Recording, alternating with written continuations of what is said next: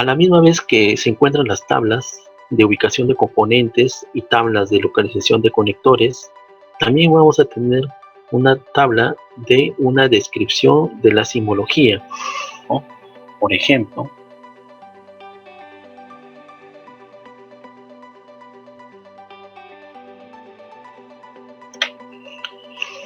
tengo la descripción de un fusible. Entonces, de esta manera yo simbolizo un fusible, ¿no? Entonces, dice que un fusible es un componente eléctrico, ¿no?, que sirve para el normal funcionamiento de la corriente, el flujo de corriente, pero específicamente cuál es su función de este fusible: proteger, ¿ya? O sea, cuando la corriente pasa por el interior del fusible, ¿sí?, y está dentro de la capacidad del fusible, entonces la corriente pasa libremente. Pero cuando esa corriente sobrepasa su límite del fusible, entonces esa corriente debe ser interrumpida. ¿Y cuándo sucede eso? Por ejemplo, cuando hay un cortocircuito. Un cortocircuito es una elevación brusca de la corriente, ¿sí? Entonces, ¿cuándo se genera un cortocircuito? Cuando se une el terminal positivo y el terminal negativo de la batería. Entonces, la corriente se eleva hasta un infinito, ¿no? Es una alta corriente.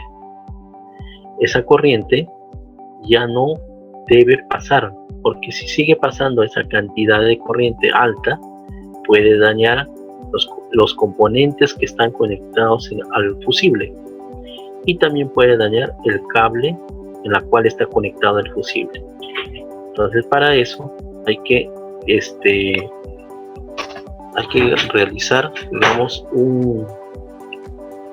una medición, ¿no?, en este caso de este fusible. Entonces, el fusible está marcado generalmente con la capacidad de amperios, ¿sí? Puede haber fusibles de 10 amperios, de 20 amperios, de 30 amperios, de 15 amperios. Entonces, un fusible, cuando sobrepase esa capacidad que está marcado en su cuerpo, o sea, cuando la corriente sobrepase esa capacidad, ese fusible debe abrirse inmediatamente, mejor dicho, debe cortar la corriente. Entonces, debe proteger, al cortar la corriente, protege a los componentes que están conectados hacia él. ¿Y de qué material está hecho un fusible? Generalmente los fusibles están hechos de plomo. ¿Y por qué se ha escogido el plomo? Se ha escogido el plomo porque el plomo tiene un grado de fusión instantáneo, ¿no? Entonces yo tengo que cortar la corriente lo más rápido posible cuando existe un cortocircuito. ¿Por qué? Porque la corriente es tan elevada que puede dañar al componente que está conectado hacia él, o sea, hacia el fusible. Entonces, el fusible es la parte más débil que debe interrumpirse la corriente para que el componente eléctrico electrónico que está conectado hacia él no se dañe. Si no, se va a, mejor dicho, el fusible se va a sacrificar para proteger al componente eléctrico y también protege al cable eléctrico, ¿no? Entonces, de esta manera yo voy a encontrar la simbología en mi plano eléctrico, ¿no?, de un fusible. Luego tenemos acá a una simbología de un switch, ¿ya? Un switch, o también llamado interruptor. Un interruptor o switch abre y cierra un circuito, mejor dicho, controla un circuito. Cuando está cerrado, deja pasar la corriente, y cuando está abierto, la corriente no pasa. Entonces, va a haber dos tipos de interruptores: los interruptores que se encuentran normalmente abiertos y los interruptores que se encuentran normalmente cerrados, ¿ya? El primero, que es un normalmente abierto, como su nombre dice ahí, normalmente abierto, que lo vamos a encontrar sin accionar, lo vamos a encontrar abierto, y cuando nosotros lo accionemos, ¿no?, lo pongamos en funcionamiento el interruptor, se va a cerrar, ¿ya? Entonces, inicialmente no pasa corriente, y cuando nosotros lo accionamos, la corriente va a comenzar a fluir por el interior del interruptor, ¿sí? Entonces, y pasará a ser cerrado, ¿no? Entonces, un interruptor normalmente abierto, cuando está en reposo, no deja pasar corriente, y cuando está trabajando, deja pasar corriente, porque sus contactos se encuentran cerrados. Ahora, ¿qué pasa con un interruptor normalmente cerrado? Un interruptor normalmente cerrado, cuando está en reposo, o digamos sin accionarlo, está pasando la corriente, está dejando pasar la corriente. Pero cuando ya deja de accionarlo, o pasa la condición de trabajo, ese interruptor se abre y corta la corriente al componente que le estaba enviando, ¿no? Eso va a depender mucho de la condición que el fabricante lo coloque, ¿no? O en este caso lo diga cómo trabajar, ¿no? Entonces, un interruptor normalmente cerrado, en reposo se encuentra cerrado y está dejando pasar la corriente, y cuando es accionado corta la corriente, ¿no? Y al cortar la corriente ya deja de enviar, digamos, la corriente, y se abre el circuito. Ahora, ¿qué notamos acá entre estos dos interruptores? Miren, notamos que en los extremos de cada interruptor tiene una especie de esferas, ¿no? Unos circulitos pequeños. En cambio acá, este interruptor no tiene esas esferas que tienen los exteriores. Entonces, ¿cuál es la diferencia, o cómo simbolizarlo, o cómo interpretar estos círculos, y nosotros que no tienen los círculos pequeños? Es que estos interruptores internamente ya están conectados, digamos, a un cable. Mejor dicho, estos interruptores, tengo el interruptor, y del interruptor salen dos cables y se van a un conector. En cambio, este interruptor de acá, el interruptor nuevamente abierto, a través de una bornera, ¿no?, es conectado el cable, ¿no? Debe tener un terminal en donde se debe conectar un cable, ¿no? Mejor dicho, de fábrica este interruptor no viene con cable. En cambio, este interruptor de fábrica ya me viene con cable ya, más un conector, ¿no? Esa es la diferencia de estas esferas que tienen en los exteriores del componente que es un interruptor. No viene con cable y hay que colocar nosotros el cable, y este ya viene con cable y con su conector específicamente, ¿ya? Luego tenemos a un switch también normalmente abierto, ¿vean? Pero ¿cuál es la diferencia entre este switch con respecto a las anteriores? La diferencia está en el modo de accionamiento, ¿sí? Acá yo no les mencionaba cómo se accionaba, porque podría ser manualmente, ¿no? O a través de digamos, puede ser temperatura, puede ser a través de presión, de flujo, ¿no? Entonces, va a depender mucho de cómo yo lo accione. En cambio, acá ya me dice ya cómo se acciona este switch. Cuando vean esta simbología, ¿no?, que de la parte central del interruptor sale una línea, ¿no?, esto me dice que es de flujo, ¿ya? Entonces, este es un interruptor de flujo. Y vean que es un interruptor normalmente abierto, pero también tiene las esferitas, ¿no? ¿Qué quiere decir? Que a través de un cable tengo que conectarlo al lado negativo del equipo, ¿sí? Y el lado positivo también viene para conectarle un cable. Entonces, esto es un switch de flujo normalmente abierto, que será conectado a través de cables hacia digamos, el sistema, ¿no?, al negativo y al componente que lo pueda controlar, o que mande la corriente. Luego tenemos también un interruptor de flujo, ¿sí? También es normalmente abierto. Pero ¿cuál es la diferencia? Miren, acá no trae las esferas y acá sí lo trae, ¿no? Entonces acá a través de cable tengo que conectarlo a tierra. En cambio acá, cuando no lo trae y tiene unas líneas punteadas acá, significa que el segundo cable o el cable que digamos se conecta a tierra lo va a hacer a través de su cuerpo, ¿sí? Muchas veces vemos que por ejemplo, los interruptores de presión, ¿no? Se conectan, digamos, al motor, al componente, a través de una rosca.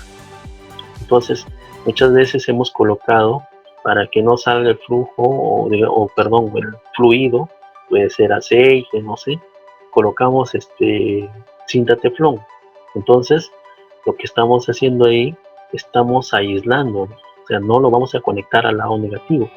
Entonces, cuando nosotros veamos esta simbología, es que el interruptor se conecta a través de su cuerpo o a través de la rosca misma o la parte metálica del componente al lado negativo del sistema, ¿ya? A diferencia que acá tengo que conectarlo a través de un cable, ¿ya? Entonces este es un interruptor de flujo normalmente abierto y este es un interruptor de flujo normalmente abierto. Este se conecta a través de su cuerpo a tierra, en cambio el de acá se conecta a través de un cable, ¿ya? Esa es la diferencia. Luego tenemos a un switch también, ¿no? Pero este switch se va a activar de manera por un campo magnético, ¿no? A eso se les llama los red switch. Los red switch sirven para cerrar o abrir un circuito, ¿sí? Pero necesariamente tiene que haber un desplazamiento de un imán permanente. Está la simbología, está U negrea o sombreada, ¿sí? Significa que es un imán permanente y este imán permanente tiene que ir en esta dirección para que el switch se active, ¿ya? Entonces este es un switch normalmente abierto que se activa a través de campo magnético que el imán debe hacer un desplazamiento en esta dirección. Eso con respecto a los switch, ¿no? Entonces un switch, hasta que hemos visto los switch que simplemente, y un fusible, que simplemente son continuación de un circuito y el flujo de corriente debe ser enviado normalmente sin oposición, sin restricción, mejor dicho. Si la corriente es 1 amperio de entrada, también debe salir 1 amperio de salida en los switch y también en los fusibles. Pero hay componentes, ¿sí?, en las cuales yo necesito que la corriente, ¿sí?, disminuya, ¿no? Ingresa 1 amperio y de repente ya no salga 1 amperio, puede salir 0.1 amperio, ¿no? O también puede ser viceversa, que ingrese 1 amperio, ¿no?, y luego paulatinamente esa corriente vaya subiendo 1, 2, 3 amperios, así. Entonces para eso vamos a utilizar los sender, ¿sí? Los sender son resistencias variables, ¿no? Son resistencias variables. ¿Qué será una resistencia? ¿Sí? Una resistencia viene a ser un componente, o mejor dicho, la resistencia es la oposición al flujo de la corriente eléctrica, ¿sí? Y el componente que se opone se le llama resistor. Y en Caterpillar a los resistores los define como sender, ¿ya? Entonces los sender tienden a ser resistencias variables con respecto a la temperatura, o también acá me dice con respecto a la presión. Miren, acá habíamos dicho que esta banderita simbolizaba flujo, pero ahora en este caso a esta T, ¿no?, y acá el símbolo de grados significa que es variable con la temperatura, ¿ya? Y a esta media luna o este medio círculo significa que es presión, Entonces acá este sender me dice que su valor óhmico, o sea, cuántos ohmios tiene en total, ¿sí? Por ejemplo, que sea de 1000 ohmios, esos 1000 ohmios va a variar de acuerdo a la temperatura. Si en total tiene 1000 ohmios, a una determinada temperatura puede tener 800 ohmios, puede tener 500 ohmios, puede tener un ohmio, ¿no? O puede tener 30 ohmios. Entonces, ¿pero de qué depende que tenga ese valor de resistencia? Va a depender mucho de la temperatura. Entonces, este es un sender de temperatura. Y también va a haber senders que varían con respecto, la resistencia va a variar con respecto a la presión. A una determinada presión, ¿no? De repente presión atmosférica, va a tener un valor de resistencia. Si la condición, ¿no? Que puede ser que yo esté en mina, ¿no? a nivel ya más alto, ¿no? De altura, entonces la presión va a ser menor, y al tener menor presión también va a cambiar el valor de la resistencia. Luego tenemos a los relés o relays también llamados. Los relés o relays vienen a ser switch, ¿ya? Son como estos switch de acá, pero que son controlados a través de un campo magnético, ¿ya? Entonces, a través de un campo magnético, yo creo el campo magnético en el relé, y el campo magnético va a hacer que se active, ¿ya? El relé, ¿no? Tenemos a los relés normalmente cerrados y a los relés normalmente abiertos, ¿no? Relé o relay es lo mismo, ¿ya? De repente algunos textos o digamos en algunas descripciones van a encontrar relé, ¿no? Y acá también lo encontramos como relay. Específicamente los dos son lo mismo. Tal vez el relé o la palabra relé lo van a encontrar, digamos, o en la simbología de los relés lo van a encontrar donde controlan corrientes moderadas de repente, con niveles de repente de 1 amperio, 2 amperios, 5, 10 amperios, ¿sí? En cambio los relays, ¿no? La descripción lo van a encontrar de repente cuando consuman corrientes mucho más elevadas. Puede ser de repente 50 amperios, 80 amperios, ¿no? Entonces ahí de repente lo conocen como relays, pero el trabajo es lo mismo. Uno controla una corriente más elevada y el otro corriente más baja, ¿sí? Entonces, a través del campo magnético generado en la bobina del relay, ¿sí? Hace que este contacto que está abierto se cierre, ¿sí? A través del platino y fluye la corriente. Por eso le decía que los relays, ¿no? Lo van a encontrar en componentes que funcionan con alta corriente, 30 amperios, 50 amperios de repente, ¿sí? Y los relés, ¿no? Van a encontrar de repente en corrientes que consumen 2 amperios, 5 amperios, ¿no? Componentes que consumen una corriente moderada, vamos a decir eso, ¿ya? Y a través de una corriente pequeña lo vamos a controlar la corriente alta. Por ejemplo, si por estos contactos pasan 50 amperios, ¿sí? Por la bobina puede pasar de repente 1 amperio. Entonces, con una corriente pequeña de 1 amperio, yo puedo hacer que la corriente de 50 amperios pase o no pase, ¿no? Cortándole la corriente a la bobina y cesa la corriente abriendo los platinos, ¿sí? Entonces, esta es la simbología de un relay. También vamos a encontrar simbología de solenoides, ¿no? Los solenoides van a ser dispositivos, ¿no? Que controlan flujo, ¿no? Flujo, pero ¿de qué? Puede ser aceite, ¿no? Puede ser combustible, ¿sí? Entonces, esos son los solenoides. Acá el flujo era de corriente. Lo mismo, ¿no? Pero ahora el flujo es a través ya de un líquido, puede ser, ¿no? Un fluido. Y también por último tenemos a los solenoides de enganche magnético. Miren acá, también tiene bobinas, pero para que trabaje este solenoide, ¿sí?, necesariamente tiene que trabajar esta primera bobina. Mandándole corriente a esta primera bobina, ¿sí?, ¿qué hacemos? Creamos campo magnético. Cierra el campo magnético, hace que este contacto se cierre, y al cerrar, entonces la corriente ahora es enviada a esta bobina.